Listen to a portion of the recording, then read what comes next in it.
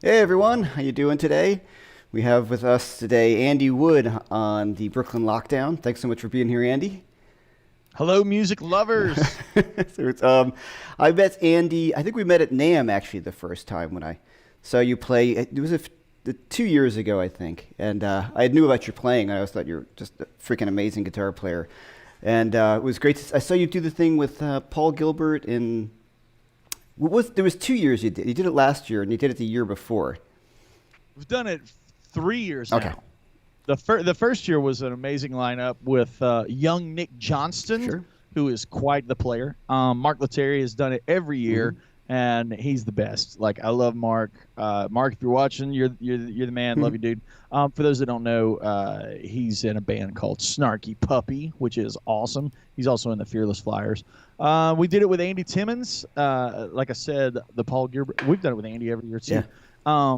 And then Paul did it a year ago, and then the most recent one this year was Phil X and Josh Smith Yeah. and Ariel Posen, and that was just I was there. incredible, man. Yeah, I was there. Gary Novak on drums. Good Lord, that boy can play. Yeah. And so we want to just start at the top is Andy has got some stuff we want to talk about today, of course, from he's going to play some guitar for us and do a little lesson. He's also has his website, andywood.com, or andywoodmusic.com, sorry, which one is that? I'm being... AndyWoodMusic.com. Okay, cool. And you have Yeah. your own YouTube page, which is great. Do you want to talk about that for a second? Lessons and everything, it's great. Yeah, it's interesting.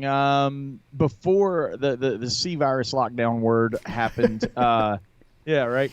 Before that was a thing, in the downtime right after NAMM, Ben Eller is a good friend of mine. He has a very successful YouTube channel. And we were out on the NAMM run. Then we were doing the cruise Shipwrecked. And Ben was like, hey, man, we're going to have a couple of weeks off. Why don't you just throw a couple of videos up, And I actually started my YouTube channel before the lockdown. And the timing of it, I was like, well, I'm going to be home, so I'll just keep this going. So, yeah, it's been a new passion, and I have just got into streaming, and it's my platform for streaming. So that's Andy Wood Music on YouTube, and it's been a lot of fun over there. And then, of course, the website has all my albums, live concerts, lessons, like the full Monty of everything a growing boy needs. Yeah, right, great. Since all this started since the lockdown as well, and it's been kind of taken off. So, all right, so we have a tip jar. Andy and I split the money for the tip jar. Thank you very much for anybody who wants to help out. Anything helps us right now because we're off the road, and we appreciate anything. That's up to you. So Andy's going to do some playing for us, and then we're going to do a little lesson. Yeah. And so I'm going to leave it to you, Andy. Take it away. All right, yeah, I figure we'll just start with the title track of my newest album, Junktown. Fire up my band.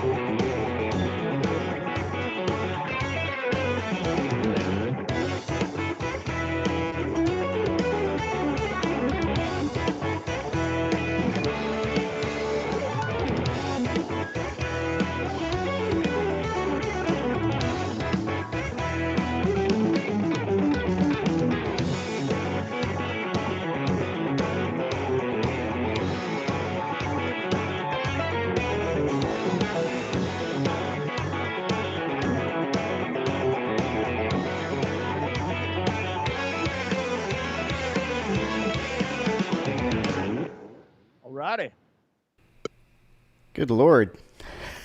Picking. All right, man. That was killer. Wow. I'm going to say, wait, hold on, get my window here. So, all right, now, what's the name of that tune? Junktown, Yeah. and it's the title track to the album too. So. Killer, man. So, do you have something you want to talk about that tune, or Yeah, man. Yeah, because I got a number of questions, but leave it to you first. Yeah, I mean, just to kick off the party first thing on a Saturday morning.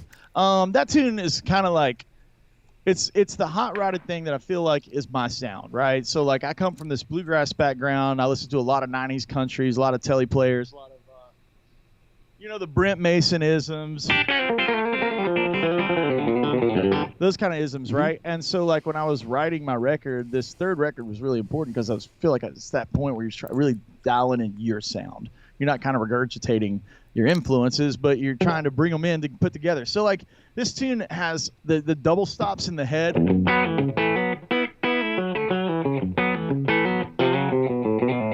And that kind of sound right there is obviously something I lifted from Brent.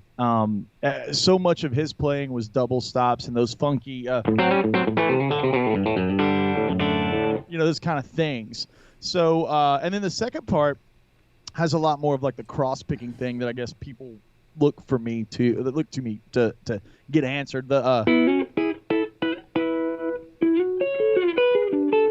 That's easily something that's like a Bela Fleck thing that all of my cross picking kind of comes from. Is like watching banjo players and those kind of lines where it's like.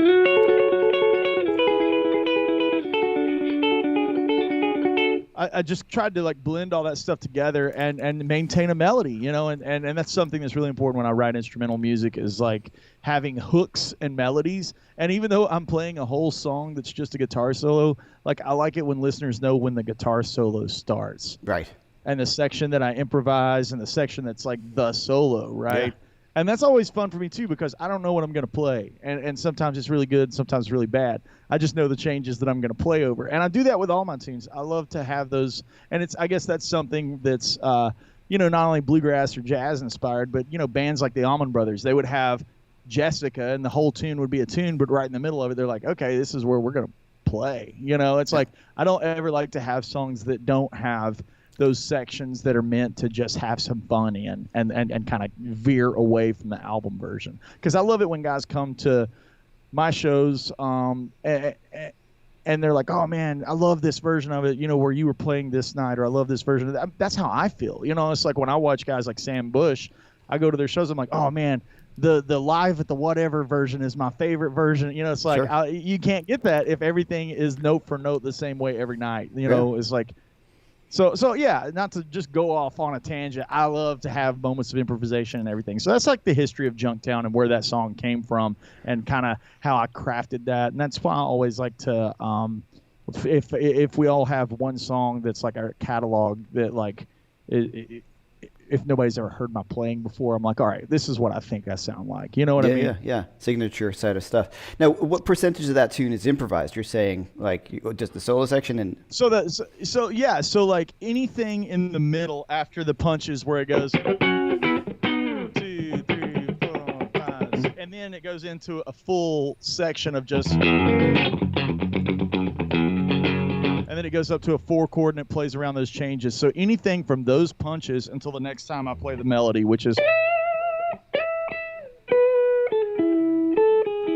So yeah, there's quite a bit of that. That middle chunk is all that's just a free for all. Oh, killer. Now, what I'm always so impressed with your playing, and I have a bunch of questions, is the consistency, right? When you're improvising, like everything is just great. It almost doesn't sound improvised. I mean that in a complimentary way. Hey, good. You know what I mean? Like it doesn't sound worked out. I'm always so impressed with guys like you who are like, when you're going for it, you're really nailing it. So, what percentage of this stuff do you shed over your tunes a lot, or how do you prepare to solo over something like this with the level of consistency that I feel you have, which is really astounding, man. Maybe it's not so much applied to a specific song, right? It's or my music. It's like applied to a gig. If I know that I've got a lot of like I call them Andy Wood gigs, not out of narcissism or ego, but I have multiple bands, right? Yeah. So I know that when I'm doing my gigs, I'm like, all right, I gotta just play these tunes a lot, and and when I play like Kennedy Wood, which is this other band that I've got with Dave Kennedy, who's a fabulous Nashville. He's signed to Warner. He's a great player, great singer songwriter, whatever. When we every outlet of music I'm in has a lot of improvisation. When I go through bluegrass gigs with my buddies, playing mandolin, still a lot of improvisation. And your question is really good. It's like, how much do you shed over these tunes? To me, it's not when I shed. It's more about like coming up with concepts on how to improvise, how to practice improvising, and how to practice musicality. In my mind, improvising is writing in real time. Yeah. Right. Yeah. Like that's how my brain thinks about it. I'm just writing a song in real time. So when I work at home on trying to improve my musicality in an improvised setting, it's very much like trying to improve my musicality on writing. Like, let's play a game right now. Like, name one chord that's, just name a chord, right? B minor 7. E minor 7. So E minor 7. Now at this point, I would say get a little delay to get some.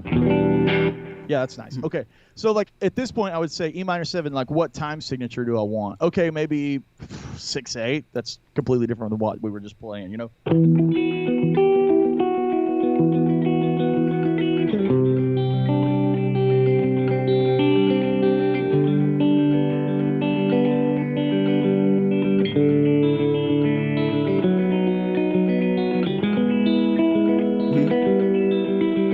And I would just start like being like, okay, here's the confines where I need to just start writing.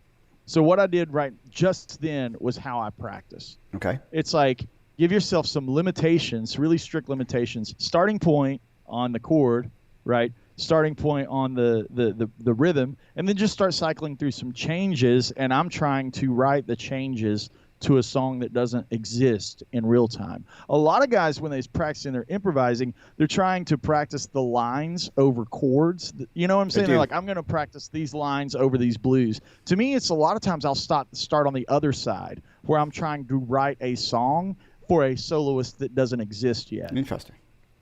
Because it gives me the perspective of a composition. Mm-hmm. And if improvising in real time improvising is writing in real time, you're addressing a composition, and a lot of guys a lot of things that improvisers that I really love, they'll jump on will be like, for instance, get a little kind of, so we're gonna have something like that, 1, 2, 3.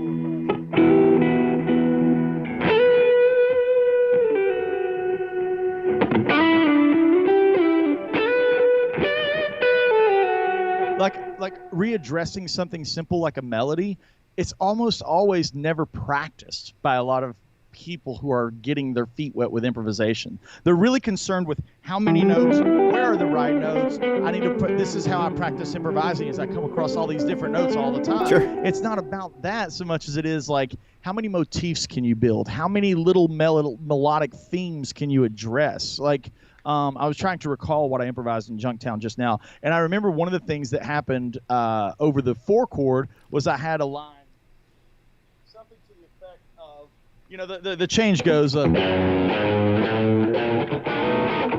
you go to that 4, like a B7, right? I went into so my theme started accidentally, I don't know if that's the exact line, obviously it's not, but the theme of the line started being this. And it's like, I wanted to just address all of the chromatic thing, right? Mm-hmm. So when I came back to the root, which is F sharp, I immediately was like, okay, I'm gonna start playing all those chromatics again.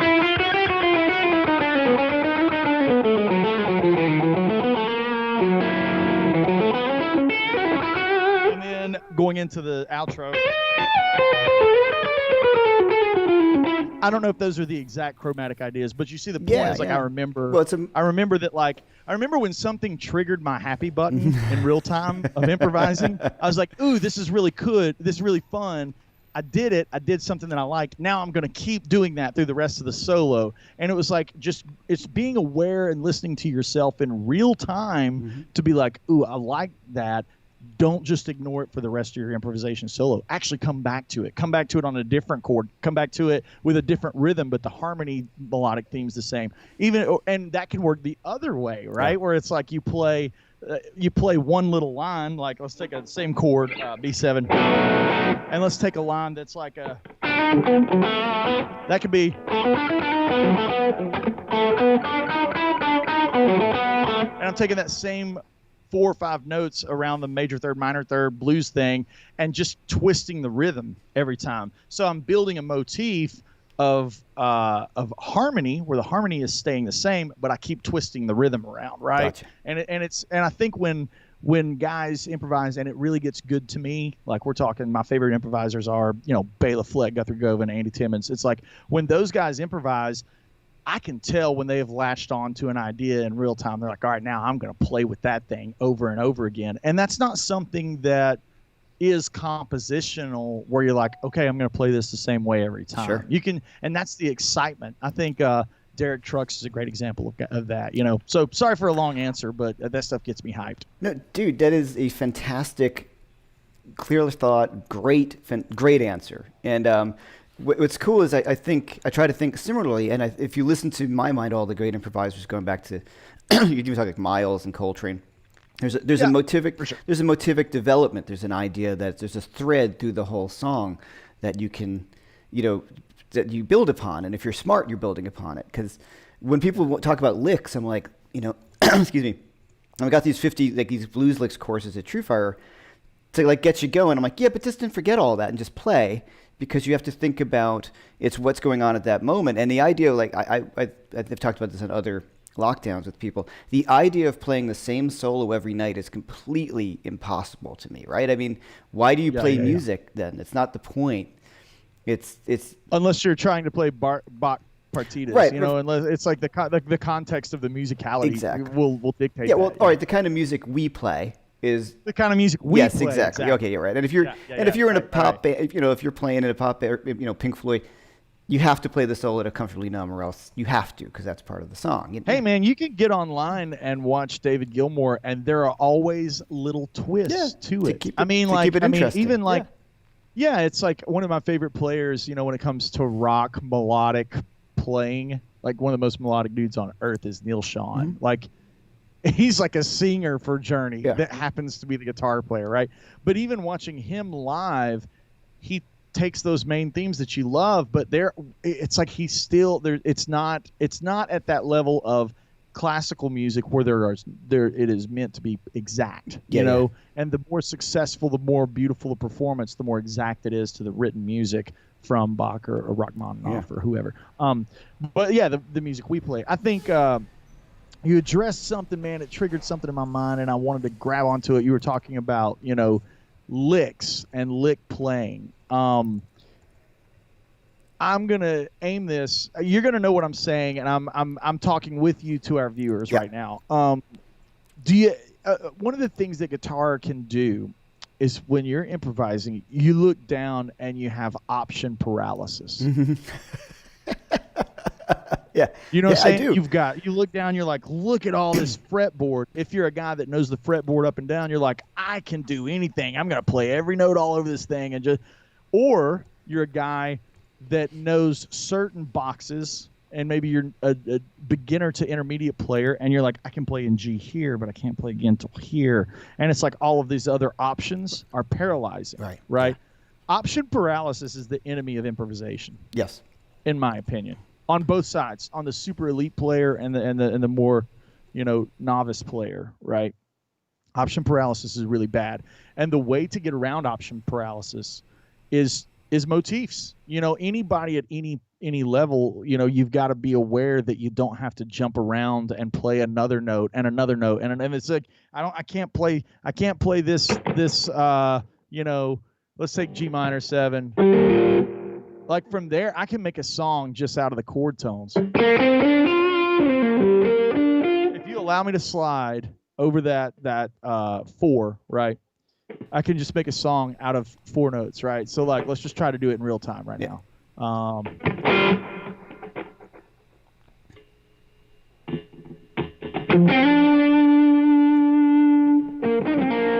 try to do it again one more time.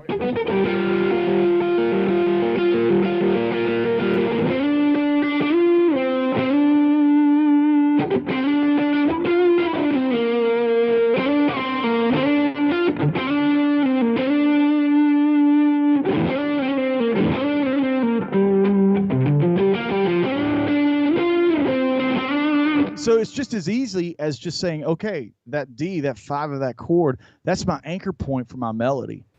And in improvisation, right, when I have a conversation with a lot of guys, if I say, okay, just solo over G minor, they immediately start going.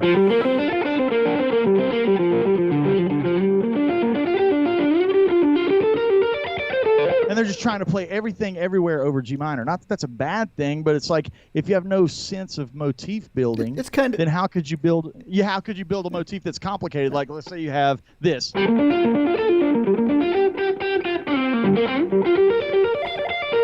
You heard the same motif twice, right? It was the stacked sequence thing, right? So like if you're not aware of motifs on a simple level, then you can never execute it as you grow, right? And that to me is a successful, I guess, to put a bow on what I'm saying, that's a successful tool on how to get your improvising to sound like you're not improvising, right? And two, it can allow you to overcome that option paralysis thing, right? yeah.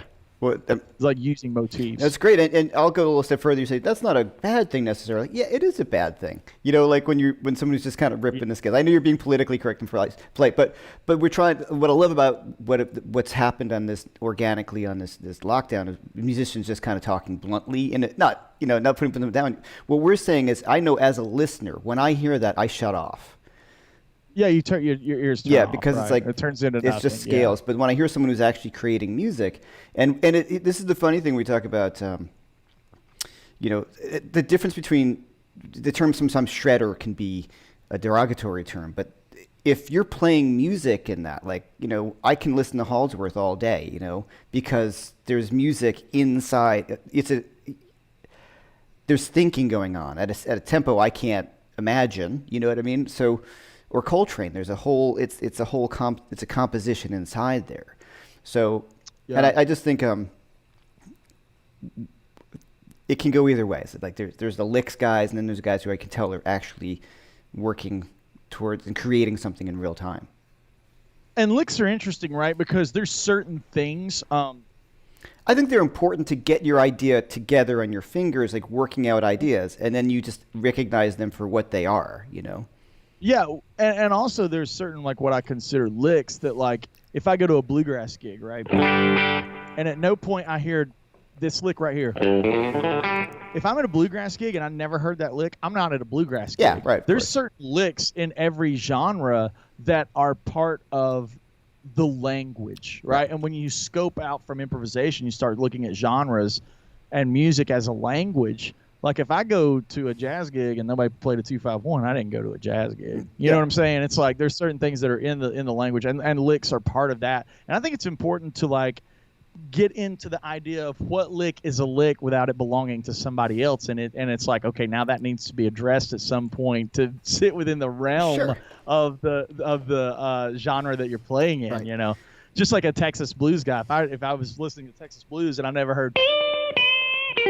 Yeah, it's like, well, I'm not listening to Texas blues. Like, I gotta hear that at least once that night. Right. You know? I think I'm saying the same thing. It's like if that's all you're doing is regurgitating the typical stuff. But yes, if you're at a blues gig and you don't hear that, and those things it's just genre specific. You're not playing blues unless you have some of that kind of stuff in. Yeah, that's right. I agree. Man.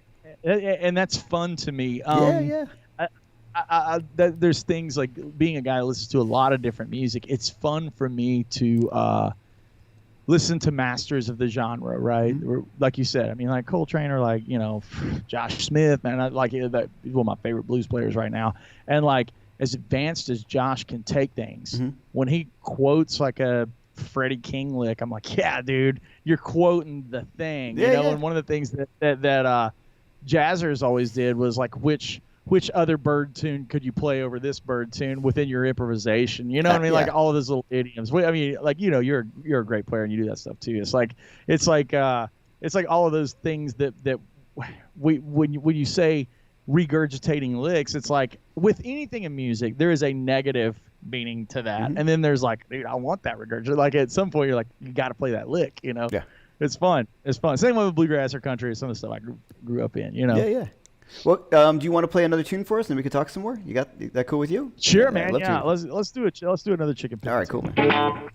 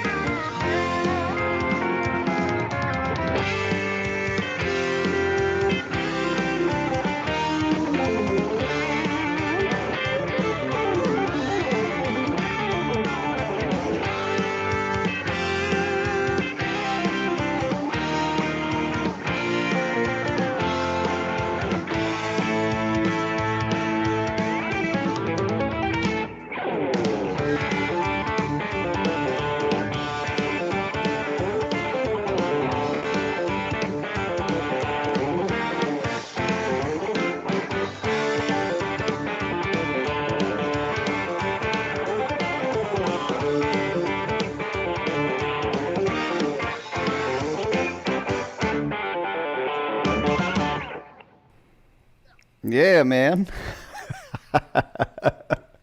Man, it's such a pleasure to watch you play and hear you play. I mean, Oh, thanks, oh dude. man. Hey, I got a question for you.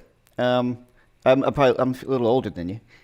How much of the dregs influenced what you've done? Dude, I mean, as if it's not just dripping obvious. You know, it's like I love the dregs, Yeah, yeah, man. it's one of My gateway drug to the dregs was actually not a guitar player. It was Mark O'Connor. Sure. So growing up in the bluegrass scene, being a mandolin player, I listened to a lot of Mark O'Connor. Mm-hmm.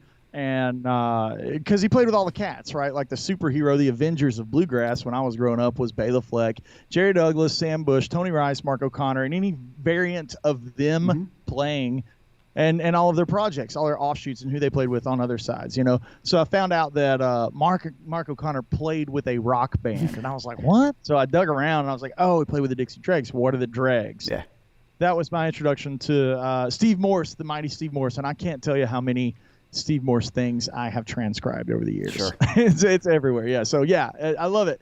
And a lot of people mention that to me. They're like, "Oh man, I love you got such a Dregsy thing going on." I'm like, "Hey, cool. I'll take that." Yeah, man, and it comes out. It's amazing. There's a video of the dregs on American Bandstand. Have you seen that?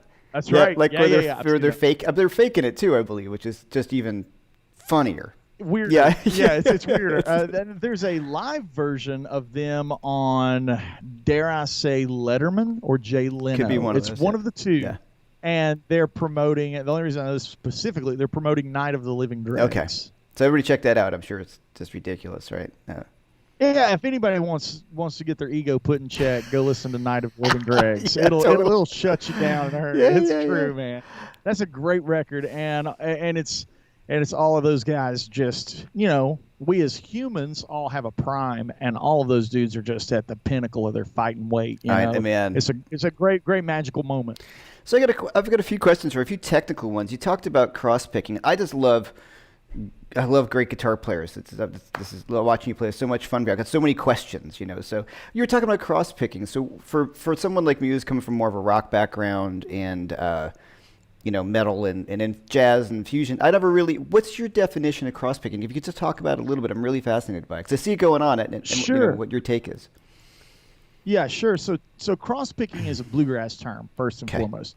Technically, right, from a technical standpoint, scholastic standpoint, it's just alternate picking. What makes it cross picking is the term. I'm gonna instead of doing it on a guitar, I'm gonna actually hold up my fingers. Mm-hmm. So this nice and Yeah. big here.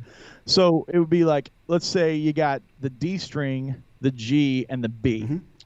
I'm going to alternate pick through all of those only in an ascending pattern. So cross picking rolls are like banjo rolls. You got like a ton of them. I'm just going to give you a basic one. This is going to be an ascending cross picked pattern. So I'm going to go down, up, down, crossing back over the middle string without hitting it and play up, down, up. Oh. So the pattern will only ascend. It's going to go down. It's going to go like this.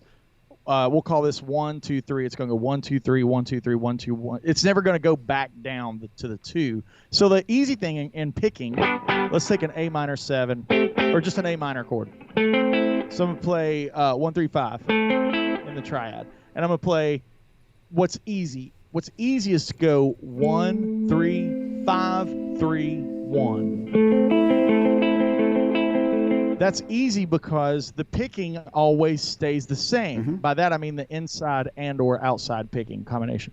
When you cross pick, it will invert every time. So you'll play down, up, down, up, down, up, down, up, down, up, down, up. So the first time it'll be on the outside sets and then the inside. The second it's going to be on the inside sets and then the outside. So it keeps inverting, which the right hand really hates. Let's use one of my favorite moments in cross picking, the mighty Steve Morse. Remember that Yeah, one? I do. 2 minutes. See if I can do it again. One more time.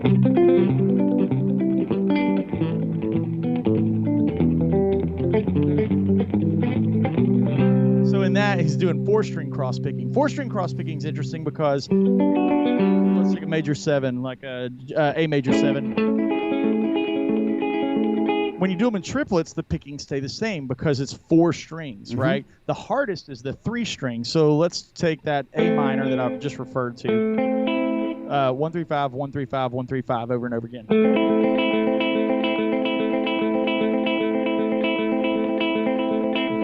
At this point, I can start being like a drummer and changing the rhythm and always keeping it in 16th notes. So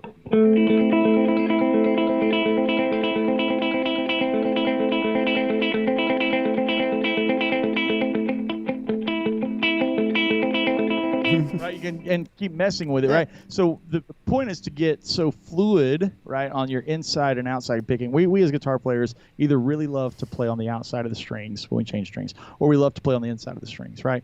It's like being right-handed or left-handed. The goal with cross-picking is it'll break that down. You just become ambidextrous. You can lead a line with an upstroke and continue to alternate pick your face off and or downstroke, right? So like Steve Morse mastered this, Al Di Meola, Tony Rice. One of the first cross-picking things I really heard that really knocked me on my butt was Church Street Blues by Tony Rice. He plays it with capo, but see if I can remember enough of it. This stuff's so hard to do first thing in the day.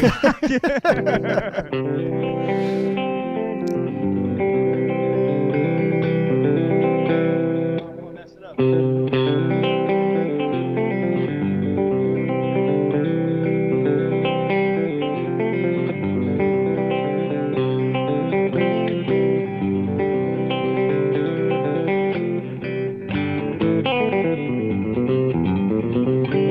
And that's for those out there who've never heard that, it's Tony Rice, Church Street Blues. Beautiful. Cross picking creates this lush rolling thing. I guess the most popular cross picking thing was like Keith Urban tune.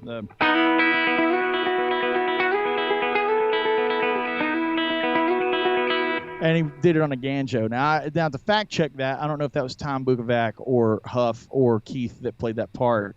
But live, obviously everybody has a different thumbprint on their rolls and stuff. But that kind of thing has its origins in bluegrass banjo players and guitar players, acoustic guitar players specifically, that were playing banjo tunes, right? Like another great one is Dixie Breakdown.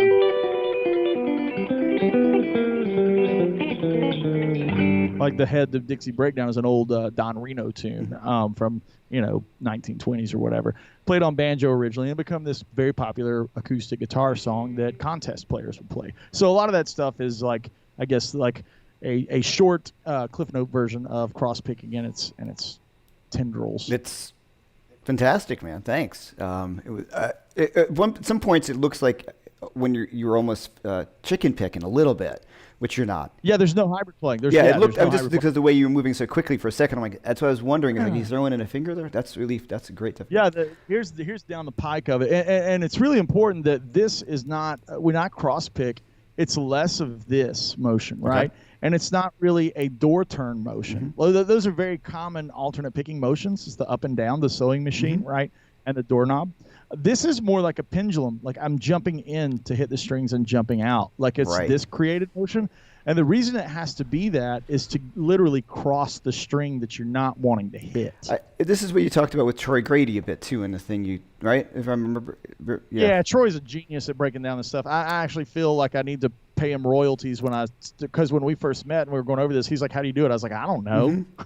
Like my answer to him was like, I don't know what I'm doing. I got to give him. He broke it down with all the graphics and stuff, and he's like, well, this is what you're doing for future references. This is how you can verbalize it. And I was like, great, I need Thanks. that. I give him credit all the time. It was one of those funny things for my own playing, just trying to get some more speed. I'm like, I've been playing forever, and I've got good technique in certain things, and why am I not getting this particular kind of thing together? And then I just watched one of his videos that I bought. And I was like, oh, if I just change the pick, it was like going to the doctor when you see the doctor, like, oh, it hurts when I do this. And he says, don't do that. It was exactly that. Just change the way the pick did, that whole downward pick slanting thing he talks about. And then in like 30 seconds, everything was different. So the stuff he's done is really spectacular, how he breaks it down in ways that you just did naturally through your history, worked it out, and then when somebody says, oh, this is what you're doing, you're like, oh, I guess you're right. It's great. Yeah. He was really, really valuable and a great guy. Great hang. I always love hanging with Troy. And valuable guy to me on being able to communicate this stuff. Because, man, my process of learning to alternate pick, all the things I learned to alternate pick, I started young, and I was doing it not out of like I need to get faster or anything. It was the fact that bluegrass songs exist at a certain tempo, and I just wanted to be able to be a part of jams, So I worked on alternating right hand stuff, and it didn't really worry myself with what someone else's hand looked like. I didn't worry myself with all of the idioms and my family. My dad was Cobb. We didn't have a license, so I played a 300 Alvarez and granddad had. And I didn't worry myself with, well, man, if I get this nice guitar and mandolin at the time, it was easier. Like that wasn't an option. I just had to figure out how to do it. And I came up with techniques that worked for me. And when I talk to other guys, they always ask very Hold on one questions. Sorry to interrupt you. We got some sort of weird thing, I think, going on our connection with you. Everything got all distorted. Yeah, your voice. So let's try to solve this. What I'm going to do is I'm going to keep this live, and I'll just call you back, right? Okay. Yeah, Great, yeah. Let great. me just go to me, and we're gonna keep it live, guys. All right. This is live, right? This is what we. This is the fun stuff. All right. Let's see what's going on now. All right, testing. Better. Oh no! It sounds like it's coming maybe from your audio system. Really? Yeah, like it just started. It's kind of a little bit of a. Can you just switch to your room mic just for the rest? We could just talk, maybe. Yeah. Why don't you call me back from, and I'll answer on my iPad. Everything's crystal clear on my end. Yeah, It's really strange. Yeah, it's strange here. It just sounds like a Cylon. Okay, cool. I'll call you back. All right. Hey, everyone. Well, this is the fun stuff, right? This is what happens. All right, so I'm going to call him back on his iPad.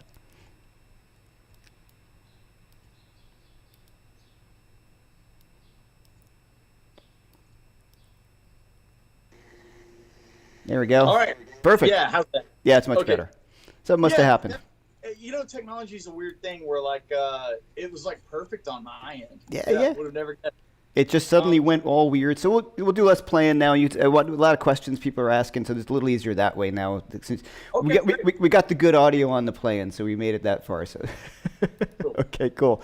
All right. I don't know what that in my talking, but, you know, it was really about the alternate picking thing and growing up. A lot of the reason I developed alternate picking the way I did wasn't actually to play fast because I was too young to care about fast or slow or good or bad. I just wanted to be able to sit in and play the jams. I wanted to go, play with my granddad and play the tunes. And, bluegrass has a lot of demanding tempos. So I think you guys out there that are watching, don't worry about what somebody's hand looks like.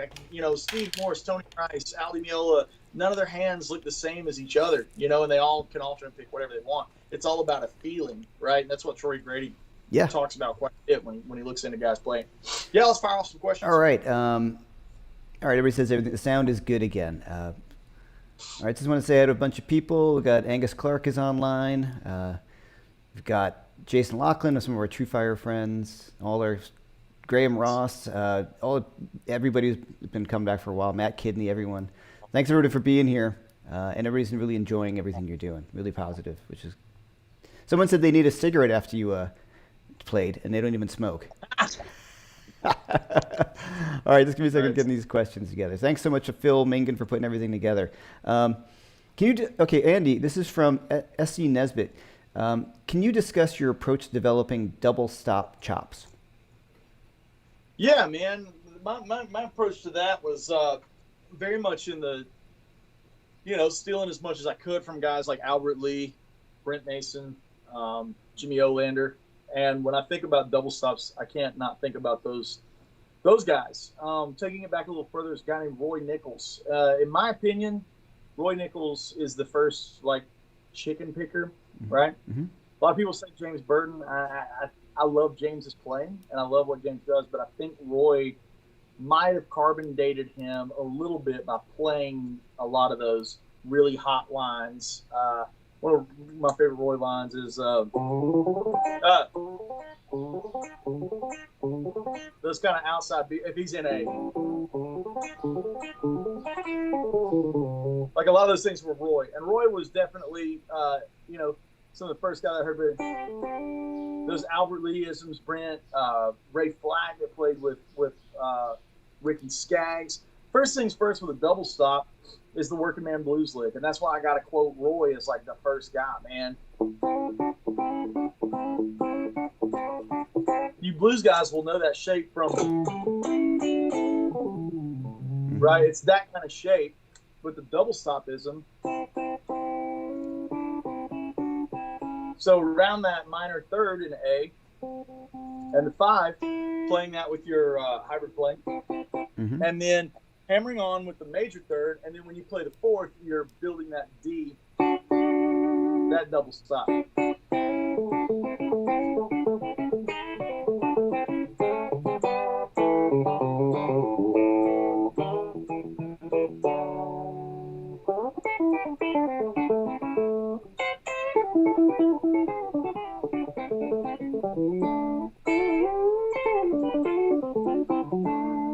those kind of sounds are like, I'm just trying to play through basic A major, A dominant sounds, going to a 4 chord, going to a D, and outline whatever note I'd play in the melody.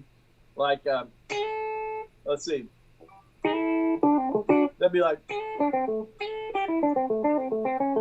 maybe that's,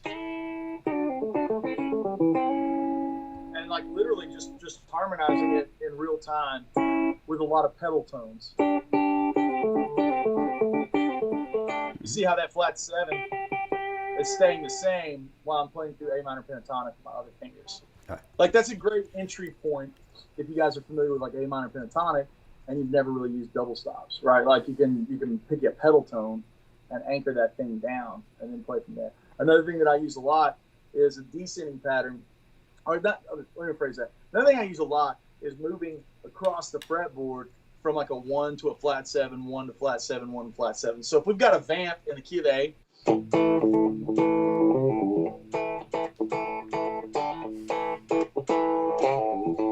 that's our vamp, right? Now let's go from A, G, A, G, A, G, all the way down in double stops. And then wrap it up. Literally played A, G,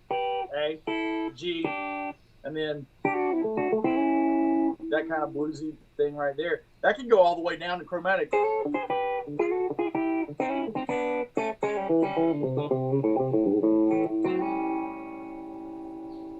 yeah, that's kind of like I mean, my double stops all come from Brent and those guys, Albert Lee and Brent and Ray Flack, Jimmy Olander, you know. Yeah. That's great answer. Thanks. Okay, this is from Michael Cope. Do you employ cross-picking at a slower tempo, or is it just so specific to when Oh, it's beautiful to slower tempo. Let's just E major.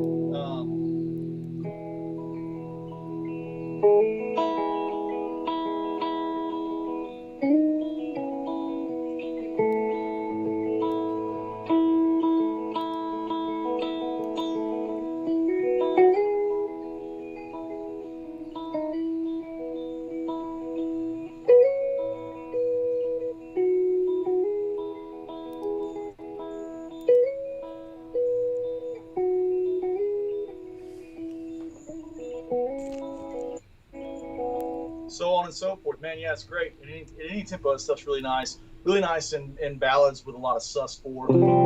You know, guys from the '70s will remember bands like Poco and a lot of cross picking. Courtesy, I guess, Randy Meisner, if I'm not mistaken, probably played a lot of that stuff. Have to fact check me, but I think Randy. I'll get right on the fact check. Dude, like, a lot of the Eagles stuff had some really cool, like, picking things in it that, like, kind of slid under the radar because they weren't, like, obvious feats of technical musicality, but they technically are cross-picking in some of those songs, you know. Yeah. Randy was a great banjo player, too, right? Didn't Randy play the banjo on a lot on like, Take It Easy and stuff like that? I don't know. It's a good question. Well, fact check it. Fact check me, YouTube. All right. Do you use a compressor when you use, or only when chicken picking stuff, or do you use a compressor at all when you're chicken picking? Love compression. Here's my tip on compression. Run it real subtle on the ratio. Compression's like this, right? Here's your signal, and when it gets over compressed, like we've all seen a wave file in Logic or Cubase, whatever you use, even on YouTube. When it starts to look like a stick of butter, you got too much compression, right? You got no dynamic range. The trick with compression, compressor pedals specifically, and not compressor on the back end, the compressor pedals, is keeping those ratios kind of low, keeping the attack speeds kind of high, and then running them real subtle as a boost. Let me just turn on a clone. It may not translate through the iPad. Here's a clone copy with a little delay. Now when I add the compressor, same line.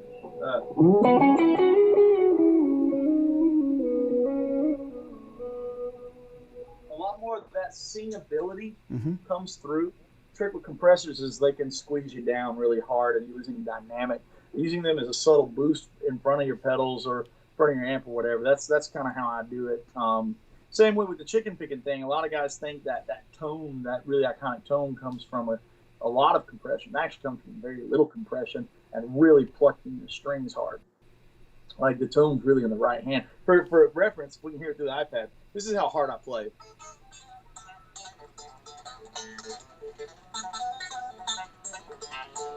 So I play pretty viciously hard. You know what I mean?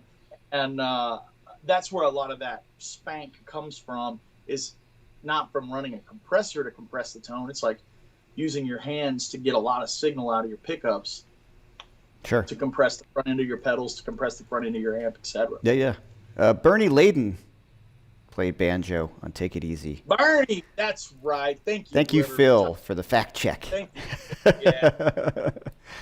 We have, we've got Keith Williams from 5 Watt World is in today. He just did a really great documentary, uploaded today on the history of the Gem and the RG550. The RG guitars, totally fun. And they got Tom Quayle doing the music for it. So I already watched it. It's fun. Check out Keith's stuff. He does really excellent videos. Okay. Yeah. All right. I'm looking here for. Okay, this is from Angus Clark, great guitar player, personal friend of mine. Cross picking versus hybrid. What governs that decision? The part. Tone. Sorry. Tone. Okay. Great. That's the answer. They both sound different. They're both like different tools in the shed. Mm-hmm. You got to have a shovel.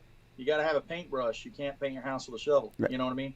So like I'm always looking for tone, and tone dictates the technique that I'm going to use. Legato, hybrid picking, alternate picking, that stuff. And like when you're working on your licks for anybody, I work all my licks, all the techniques, like hybrid pick them, alternate pick them, legato them. Same lick can have 5 different flavors. You know what I mean? Yeah. Just depending on the technique.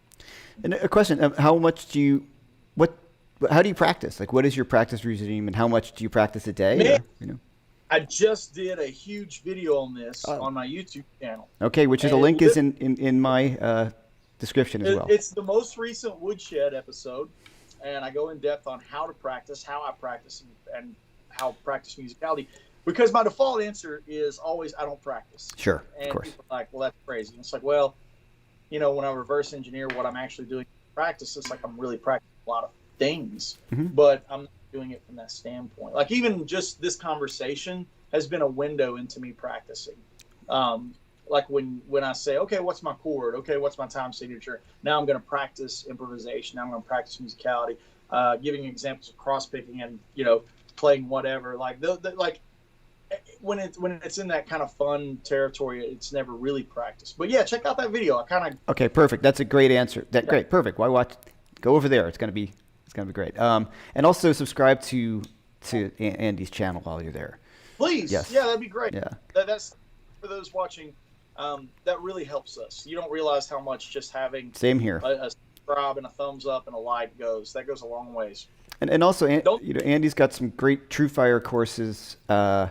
And if you buy them through his website, I always say he will get a higher percentage of that sale. That's right. And that's AndyWood.com. Yeah, and that's how we make the money. So any instructional materials that you like, or want to help Andy out directly, and me and any of the guys like who you have on the show, buy stuff through our website. It's a great way for us to just keep doing what we're doing. Because when people I think don't understand is how much time a YouTube channel takes, right? All right, I've been talking to Keith Williams and Rick Beato, and Rick is like, I work 7 days a week, 12, 15 hours a day. Yeah. So I mean, it's a lot of work, in preparing. I'm not crying. I'm not complaining. I'm just saying I think people are like, hey, just load a video and you're good to go. It's like no. And you want to do it well because it lives there in perpetuity. So you want to, you really want to make your statement. Like anything else. Any content, whether it be an album or a video or a YouTube channel, people don't realize how much pre-production goes into stuff. Yeah. Preparing the things that you need to say or play or whatever. Like that's a lot of time. Yeah. So you got a question for the both of us. This is from David Dare Parker, who spectacular photographer. Just check out his stuff. It's amazing.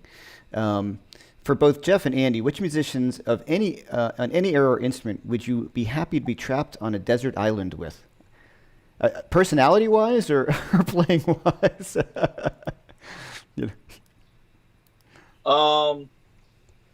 I mean, can I say 90s Shania Twain? Is that a fair?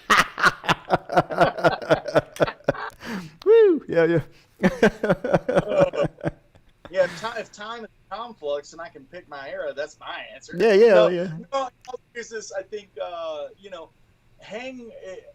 If that's a hang answer, I mean, gosh, I've been lucky, man. Most of the guys I've met in the industry are really great. Yeah. So It's a tough one. I think I mean, like there's like two of my greatest friends are online, great guitar players, Jason Lachlan and Angus Clark. I'd love to hang with those guys on a desert island. You know what I mean? Yeah. Your buds. But in terms of players, like I don't know, the guys have always fascinated me. I mean, Jeff Beck has always been someone who I've just been, always enamored with the playing. And there's the kind of guy I'd like to just hang out with for a little bit and see how, how he thinks. But, but Jeff's my dude. So let me ask you, what's your favorite Jeff Beck record? Ooh, There and Back. I know it does. Just knee jerk. There and Back. There and Back. Cool. How about you? Cool. Emotion, Commotion. It's a great record. That's a second clip. God, good. A good friend of mine said to me, he's like, best Jeff Beck record is Emotion, Commotion. He's like, that's the best Jeff Beck record ever. I think for me, because it was Impact, the first one I had heard when I was younger, when I was a kid, was There and Back. And then I was like, well, what is this? And I think the best thing was, I got into, like I said, I'm older than you. So, for me, it was Yngwie. I had his demo tape that I, got, all that kind of stuff. And, I got really into Chops and, Randy Rhoads and Eddie and all these great players. And then I was always listening to Beck, but I never stunk in that he was actually, I don't want to say above that. I don't mean that in that sense. But what he does is just as difficult to do as what Yngwie does. Absolutely. Technique, man. Technique's it's a funny word because Right. we in the guitar like to put it on fast things. But technique is actually just the mastering of the control of the instrument. Yes. And when you talk about ultimate technique and ultimate chops, not a lot of people have Jeff Beck's technique. And by that, I mean, it's like that guy can make the guitar sound like a monster, a dinosaur, and it's not randomized. It's not just throwing the guitar in front of the amp and hoping for the best. No. He can recreate those sounds every single time, anytime he wants, those little whistles and pops and like that is true technical mastery. That's not high speed. I have to say that, man, Mr. Timmons, I got to give some love to him. Like, that guy can do some things. When you stand in a room and just watch him play guitar, it does to me like what Jeff Beck does to me. It's just like, I can't believe how much melody, how much musicality, how much he can bend into a note and it sound like it's chaotic and he's not in control, but he's in control the entire time. It's like watching, those, what's the off-road racing the Subarus and the Evolutions do? Those rally cars where it looks like they're just out of control and they're going to fly off the road, but the whole time the driver's in control. That's what that Jeff Beck thing does to me. And the Timmons can do. Like, he's so humble he'd never admit it, but man, he can do it. He's spectacular. I knew him when he was living in New York, so I've known Andy. We're not good friends, but we've known each other for like 30 years. Which is what? And then for me, that's Landau, Mike Landau. Landau, man, you gotta same kind of thing where you're like, it's always about to explode, and that's with Beck. It always feels like it's totally, like you said, like the rally cars, like just about to go off the rails, and they're always just going for something, and that's the thing, like the spirit of the improvisation and creating something in that moment. And I've seen Jeff Beck a lot, and I mean, with all due respect, there was a period in time where he said he wasn't playing much, and you'd see him on some gigs, and it, like, with all due respect, he didn't make some of the stuff. There was a little period, I've seen him probably about 10, every time he tours I see him, and then, but he was still going for it. And then of course, like, there was like a little, not knocking him. It was an interesting little thing there. You'd see, I think he was trying to just reinvent himself a little bit or whatever was going on. And then the next tour was like like he had totally, but what I loved was that he didn't care. He was just playing music and whatever was coming out was what he was going to play. And man, that's Ed Van Halen's got that. Ed Van Halen's reinvented himself multiple times in his sound and everything. Jeff, man, it's like, not it's turning into like a worshiping Jeff Beck episode, but hey, whatever it is. Like Jeff, like, It's one of the few things, no disrespect to any other players in the game, but most guitar players hit their hot years. And like you think about like Emotion Commotion, that wasn't in Jeff's hot years. Yeah. Jeff was in his 60s with that record, right? It's like, who is in their 60s and makes the best record of their career? Like that doesn't, that goes against nature's rules. He just gets better. The thing he just did with with Johnny Depp, it's like, oh my, it's fabulous, unbelievable. Yeah. All right, we can talk about Jeff Beck on one. We get some more questions. Hold on. Then we're gonna run off soon because I've kept you for an hour or so. All right, we got about 100 people on right now too. Anyway, so awesome. Love it. Yeah. Thanks everybody for joining us. Okay. Which looper are you using? That's what answer people's questions. When I use a looper, it's a Ditto. Yeah. And it's the simple one, just because more buttons give me option paralysis. I'm the same way. I just use that little one. How do you approach ear training? This is from Rahit Garg. How do you approach ear training to identify important intervals like thirds, fifths, and sevenths? Sit with your guitar and your favorite pop songs. Yeah. Associate intervals. Like My Girl is always a great example of getting from a root to a third, root to major third jump. Like associate flat 7 to 1 is You Really Got Me Going by Van Halen. 1 to a minor 9 is Jaws. Mm-hmm. You know, Here Bride is what, a fourth or whatever. Like just associate pop tunes to intervals. Like it's that. I hate to demean it, but it's that simple. Like anytime you hear those intervals, you're like, oh yeah, there's the Here Comes the Bride. There's Jaws or whatever, and it makes identifying things a lot easier. Yeah. It's a great, yeah. Can I ask you, do you have a formal musical background, or is it mostly? I do, man. Much love to the University of Tennessee. Yeah. Volunteers, man. Donald Brown, head of the jazz program, along with Mark Bowling. Much love to Mark Bowling. He retired this year after a fabulous career over there. Mm-hmm. Great players. There was a guy a couple years ahead of me named Steve Kowalczyk. Probably one of the most ferocious bebop players I've ever heard in my life. And if the aliens decided to invade us, like in Independence Day, and our only hope was choosing a bebop player to defend humanity, I think I'd throw Steve Kowalczyk in there. Oh. He's now teaching over in Denver, Colorado. Fabulous bebop player. But yeah, I went there for a couple of years, and then I started getting hired for a lot of studio work because there was a shortage of acoustic and mandolin players at the time. And that was where I was playing, as a teenager, and I was actually spending most of my time playing acoustic and mandolin. So I started getting a lot of work, and I quit. So stereotypical music school background. Sure. Mine, I was at Berkeley, and then I left because it was actually because that's what because what you do, as most people do. And then I also just started seeing my student loan go insane, and Yep. I thought, like, well, how am I going to pay back a student loan playing music? I might as well just go start playing music. So I love what that school did for me as far as who it put me in touch with in the circles, what it exposed me to. I got more into jazz after I left than when I was there, and I was there for a jazz degree. But great players came out of that school. Daniel Kimbrough is now playing with Jerry Douglas. Mike Seal plays with Larkin Poe and Sierra Hull. Todd Parks plays with Sam Bush. Like I said, Kowalczyk is teaching in Denver, and I've had a good run. So it's kind of funny. The UT Jazz Department put out a bunch of dudes that ended up not playing jazz. It's pretty funny. Well, yeah, I went to Berkeley, and I go through some of the people who I went to school with, and they're all, I don't think, Kurt Rosenwinkel. Okay, well, he's playing jazz, so, But it was just kind of funny. Some of the other people are all doing other stuff that in the field. But it was the same thing. It was just about the connections, really, and the friends that I made. Yeah. Okay, we got a bunch more questions. I said I won't keep you much longer. No. Okay. I like Great. All right. I'm gonna switch over to you because you're gonna see me squinting. Let me put on my glasses. Do you have any troubles that you still have technique? Any techniques you still have trouble with? Yeah. I mean, it's all a mountain. We're all just at different climbers at different points on the mountain. Yeah. So of course.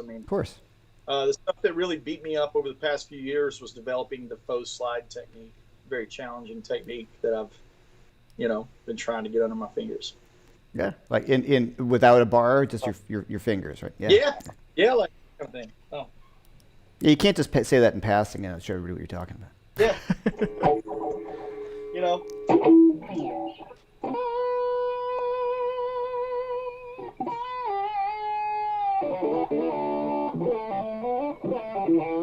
Yeah. You know, those Yeah, kind of yeah. things, right? I work on that because what was funny. I was being a bit of a Jeff Beck fan for years, and I kind of fell into the bar trap. You know what I mean? Yep. And then I just said no. So I still like some of those things, the faux bar things you could do at the bar. So I tried to rework all of it with my fingers. And and I play hardtails. It's like a lot of time bars aren't available, and I still want the Dwayne Allmanisms.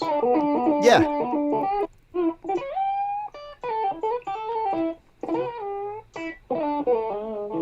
Yeah. Cool, man. Awesome. All right, let's see what else we have here. How much time do you spend practicing or playing acoustic? This is from Arya Sharma. A lot. I play acoustic sitting around all the time. My mandolin is never too far away from me. Every time I feel like I am losing some edge or I'm sloppy, I go get an acoustic with some 13s on it or a mandolin because the tension is like mandolin. I don't know if you play a lot of mandolin, you pick one up, it just feels like the thing's gonna explode in your hands because tension's so high on the strings. Yeah, I love it, man. I actually listen to more acoustic music than I listen to anything else. I'm really into Trey Hensley and Rob Ikes. I love Trey. Love what he's doing. Jake Workman plays with Skaggs. Love what that guy's doing. Sierra Hull. I love that stuff, man. And my tunes, they ended up having more of prog-y, fusion-y rock thing going on. They are 9 times out of 10 are written on mandolin. The intervallic spacing is so different. The tune that I have, like Truth and Lie, it's a bunch of stacked fourths. Very challenging to play a bunch of stacked fourths on guitar when they go across so many strings and you try to single note them. On mandolin. Easy. So I like to write on that instrument and bring it to guitar. Oh, good.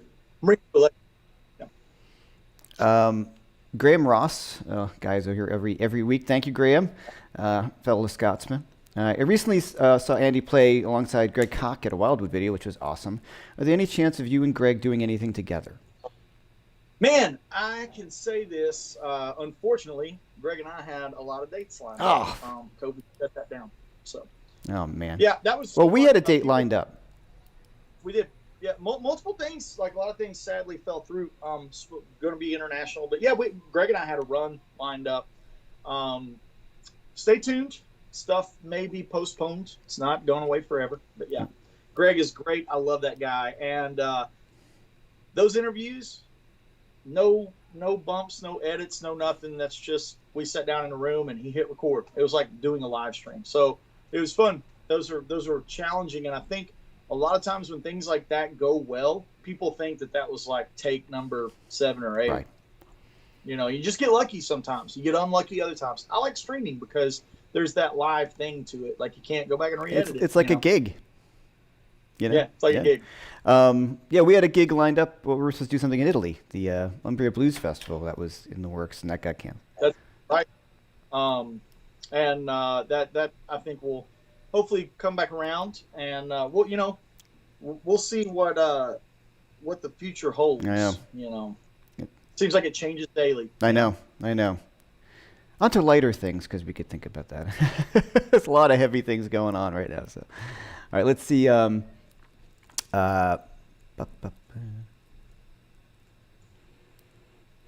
on, coming here. All right. Question for the both of you. Any preference on picks with the cross picking? I know there's a tone difference. Do you prefer more the rounded end or the pointy end? I know you got your own pick, which I have one of your picks from V-Pick. I mean, Blue Chip, excuse me. Yeah, I'll show you my 3 picks. Oh, let me go back to that. So pick number 1 is my favorite for electric guitar. You got to raise up a little more. There you go. Okay, cool. Yeah. Yep. Pick number 2 is the same material in a different shape for acoustic and mandolin. So here's pick number 2 and a size reference to pick number 1. Wow. So this for acoustic and mandolin. Pick number 3 is for when I'm playing a lot of live gigs and I want to toss them out in the audience. Diodario. Yes, that's what I use. Yes. Yeah. Get you close enough to this thing without the hefty price tag if I throw this out in the audience, I kind of just want to be like, oh, Well, I'm the same way. I use, I got a bunch of blue chips, and they're great, and love I them. love them. I have yours. I like yours because it's about the same size as the Black Ice. I had their Jazz 3. It's a little small for me. It is a little Just small. just Yeah, that hair small, you know? Yeah. And I got, I think that the Jazz 3 compared to the Black Ice, the Jazz 3 feels a little small. well, this is, I mean, if we're going to get total nerd talk, I was using the Ultex Jazz 3, and I love it, but this is just that hair bigger. So this is a kind of funny story. I was on the hunt for a pick, you know, and I've got some stuff from like Dunlop. They sent me a bunch of flows, and I'm a Diodario endorser, so I was like, all right, I got a bunch of things. So I was at TrueFire, and I was in between picks. You know, I was just like, this ain't working for me anymore. You know, you kind of start looking for it. And I was filming, I'm like, well, the flows are great, but they're a little big for me. And this is a kind of a funny thing. And I looked in the table, and I'm like, oh, what's that pick? And it was one of these. And it was Andy Timmons' Black Ice pick that he had left there. And I picked up, I'm like, this is perfect, because it's as close as They're great, man. It's as close as I've found to the blue chip, which is my favorite. But I lost like 2 of them. It hurts. Oh, dude. it's It hurts. painful. Yeah, it's painful. And you're like, that was 30. Those guys, Alan and Matt, much love to Alan and Matt, fellow East Tennessee boys. Their house is about 40 minutes from my house. So when I wanted to go try them out, they said, come on over. And they've got some great ones and acoustics. They're bluegrass fans. Yeah. So we got to nerd out, talk about Bill Monroe and Chris Thiele and all that stuff. So viewers, don't sleep on the Black Ice. Yeah, man, they are. Don't. I use the 1.5. I don't know what Timmons or you are using. 1.5. We're all using the same. Yeah. It's like the perfect pick. You know, it's got the nice bevel on it, and it feels kind of cool and grippy enough, right? It's not slipping out. Feels great. It's dark in a good way, right? It's not bright, and there's no chirp to it. You know what I mean? And that's what I love about the blue chips compared to, say, like some of the other companies that make it out of that different plastic, where there's like a chirp. You know, when you hit the string, it's like beep each time. All right, this is total inside baseball, but yeah, man. So the Black Ice 1.5. All right, so let's see what we have here. Sorry, guys, hold on a second. Maybe you can sing for us while we're waiting. Yeah. It's funny, man. The pick thing, right? The pick chase, man, it's a big one. It is. And a friend of mine called them little mini EQs, which I thought was interesting. You know, and if I'm playing acoustic guitar on something, I'll use a medium. Man, when I go to do sessions, if I've got to do a lot of the strummy strum, Eagle style acoustic, I'll go to a flimsier pick, so it's nice and washy. Yeah, absolutely. Because if the heavier ones are more percussive and they kind of doesn't sit in the mix right. Okay. That's right. This is from Axe Addiction. What was it like playing with Rascal Flatts and all those hot screaming women? Yeah. Man, it was horrible. Yeah. Terrible. Worst gig of my life. Yeah, terrible. No, man, it's great. Like, those guys are great. Can't say enough great things about Gary, Jodon, and Jay. I still do the occasional session. Jay will call me. I played on a movie thing for him. I talk to those guys, once a month. Jay is a big Star Wars Marvel nerd, so anytime something like that comes out, we get on the line and chat. Another thing about that gig is really valuable is Jim Riley. Jim Riley is a fabulous drummer, band leader. He went to North Texas, incredible player. Travis Toy is a superhuman among humans when it comes to musical abilities. Check out any pedal steel players out there watching this, or any guys that are thinking about getting into pedal steel. Jump over to Travis Toy's channel. He's just started a school, like a subscription-based thing, and he's a freak, man. He's an unbelievable player, just truly intimidating. And he's doing a school for pedal steel. This starts out at literally, this is how you string the instrument. It starts from ground zero. Oh, wow. And goes on. So it's really cool. That said, the gigs were awesome. We'd be playing, and I got to play Kickstart My Heart with Vince Neil in Vegas. Cool. And Brian McKnight on stage one night. I got to play with Christina Aguilera one night. I mean, that gig really I get the flashbacks on my timelines and I'm just like, what did I live? Like, that's not even real. Yeah, you know? That was super rad. Love those guys. Cool, man. And okay, just to ask, would you recommend a good beginner mandolin? If you have any ideas about where to Any kind? Yeah, man. I don't know what your budget is. Again, I said earlier in the stream that I didn't grow up with a lot of dough to buy mandolins. Mandolins are real expensive. Yeah. Mandolin starts around 5K. A really good mandolin gets you around 15K. A great mandolin gets you on to 20, 30. So a beginner mandolin, there's it's slim pickings. The Guitar Center, mom and pop's music store mandolins. I think the best one for the bang for the buck, and one I had for many years, was a Kentucky, and it was an F5. The brand was Kentucky. It was an F5 copy. Obviously, it wasn't an F5, but it was their F model. I think that was about an $800 mandolin, and that's what I played for many years until I took out a loan and bought a mandolin. It's funny. Guitar players get really freaked out about, say your signature model, which I'm not sure what that runs, but it's not inexpensive. About 3,500 for this one. And then which is for a handmade, for a Sir, it's a great price. People in the guitar worlds, we get accustomed to the $700 guitar. It's like, yeah, but in every other instrument, like go buy a banjo, go buy a Gibson Master Tone. Yeah.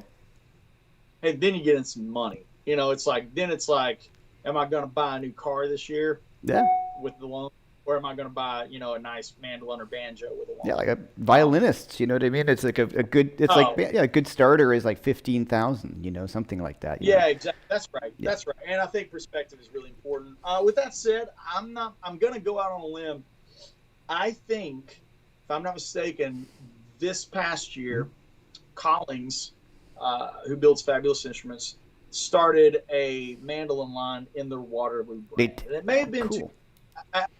I think so. Like I said, I would have to check on that. I know it was being discussed, and I think I played a Waterloo mandolin, or they were talking about opening up that door or whatever, because their mandolins, Collings mandolins, are expensive. I mean, it's like, great mandolins, $7,000. That's just getting you into the conversation of a good mandolin. That doesn't get you into it's like you look at the Dream mandolins, or any mandolin built from Gibson that the builder name was Lloyd Lohr. They call him Lohr's because he signed the inside of the ticket, Lloyd Lohr, built by.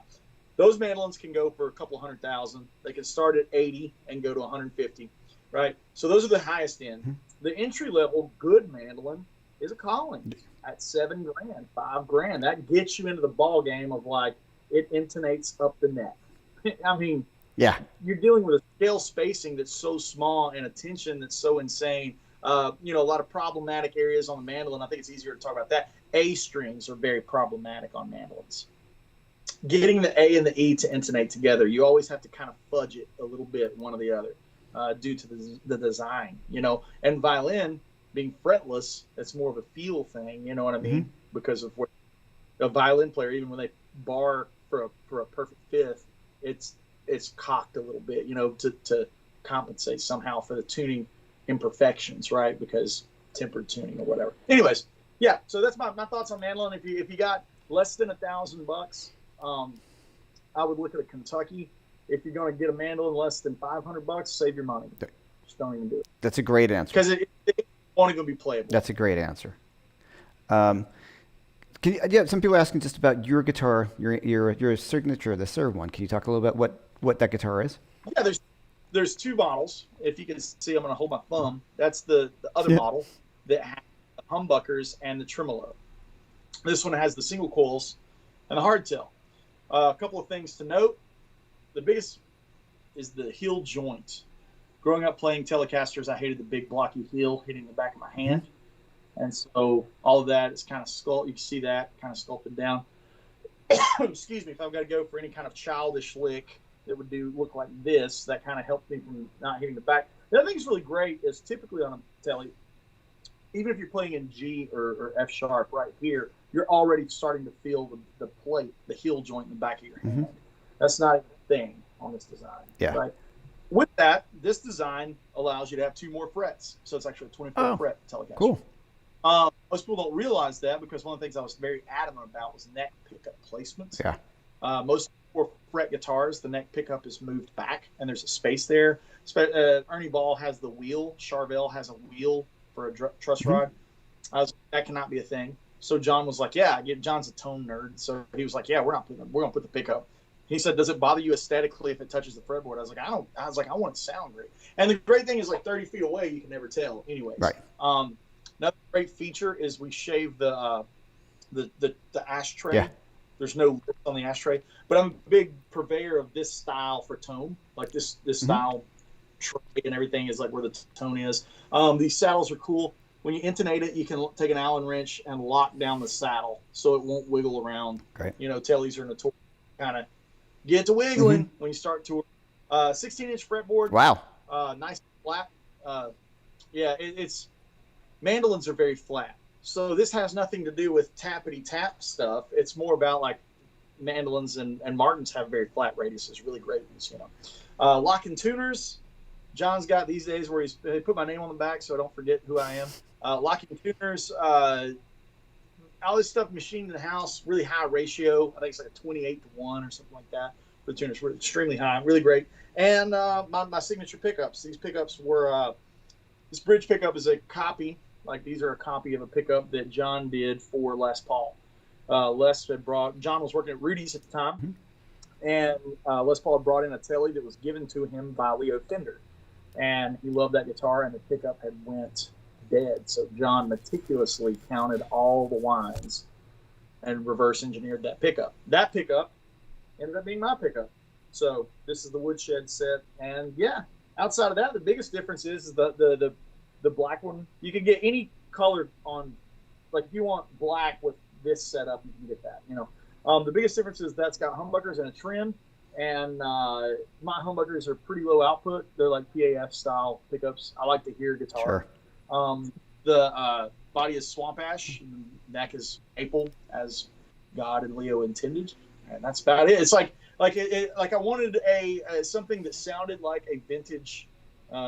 Something that was the equivalent of a 67 Mustang, but drove like a brand new Lamborghini. Right. Yeah. That's always what we're looking for, you know, being guys who, I mean, I grew up playing Charvels and Jacksons and things, you know, and then you started switching to vintage sort of guitars. And then there's quite finding the line between the two can be very difficult, you know, because sometimes. And I wanted something I wasn't afraid to tour with. You know, I don't have Joe Bonamassa's revenue stream. Nobody does. So, so it's like I wanted something that I could take on the road and trust. Great thing about these maple necks, man, they don't move, man. It's really great. Well, there's the revenue stream, and then there's also the, you know, I'm fortunate enough to have like an old Strat, and it's quirky though. You know what I mean? Like it's.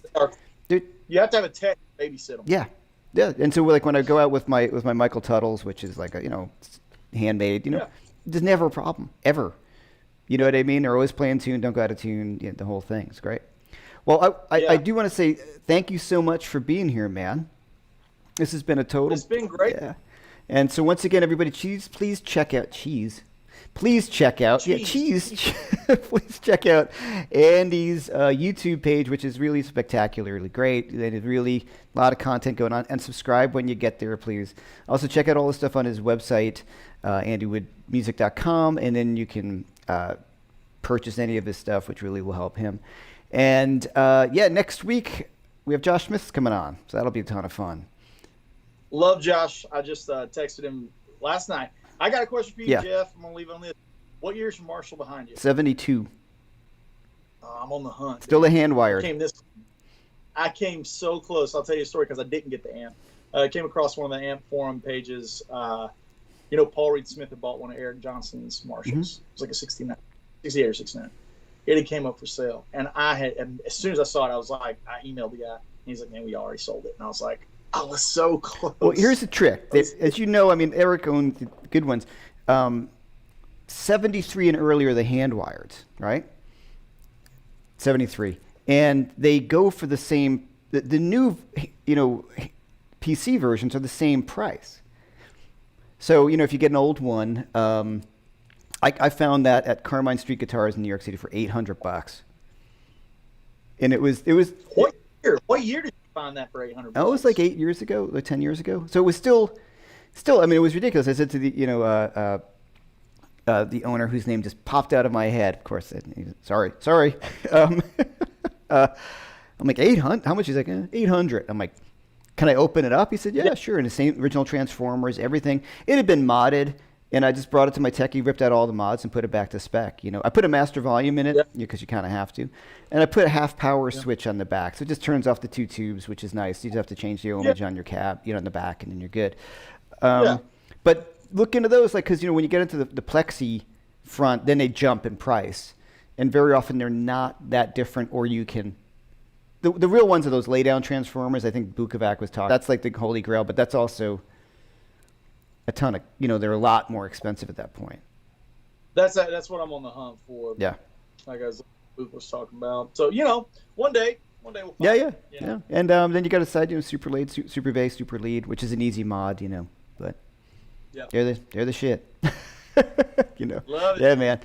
Hey, having me, Jeff. This was a lot of Yeah, fun. man. I had a great time. Thanks for the great scintillating conversation. It's always what's been fun about this whole thing is we're just talking to people who were friends or guy I kind of like know you becoming friends, and I love hearing other musicians talk about what they're thinking about and the intelligent conversation, and hopefully not the same old questions everybody gets asked. That's right. Yeah, man. So I really appreciate it. Hey, one quick thing. People want to know, like, of your True Fire courses, you have 2, correct, or 3? 3. I think there's 4. Okay. now. Oh, you got it in the jam, right? What would you recommend, like, as you're kind of like, I'm getting into what you're doing, you want to maybe get into your technique? Is there one of those that you would say recommend as a beginner? I guess the quick answer is one of 2 things. One is more aimed at my compositions and how I write and how I come up with things. And then one is the shapeshifter, the first shapeshifter course, which is how to jump around in genres. So if you're specific into like what you want to learn about my voice on the instrument, I would get the concepts and creation, that one that's about the writing. It has the songs. It has Junktown and Smoke Wagon, which were the 2 songs I played today. It has them in there, and I break those in. That's really like the personal thumbprint one. If you're really into what I do, get that one. If you're into the idea of like, man, how does Andy play metal and then chicken pick, like get the shapeshifter one. Yeah. So it depends on what you're hunting for out of what I do. All right. Cool. Thanks. There's so many questions I've left unanswered, like how'd you get into bluegrass, what your upbringing was. Well, maybe we'll have you back on and we'll talk more about this stuff. Love it. All right, man. Sounds good. So you stay on with me. I'm going to hang up on the internet. So, hey, guys, thanks so much. Okay. I will see you on Wednesday afternoon for the live, and then next weekend at 11 a.m. with Josh Smith. See you guys.